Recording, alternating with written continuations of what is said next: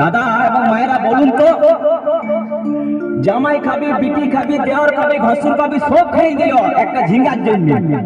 তো মায়েরা তো বলতে পারবেন কোন গাইতে বাকি রইল? বলুন তো মায়েরা। ও তুই ভাতারে খাবি, হরি বল হরি বল।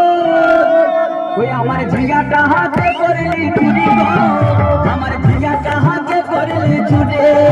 ওই আমার ঝিঙ্গাটা হাতে করলি চুরি গো, আমার ঝিঙ্গাটা হাতে করলি চুরি।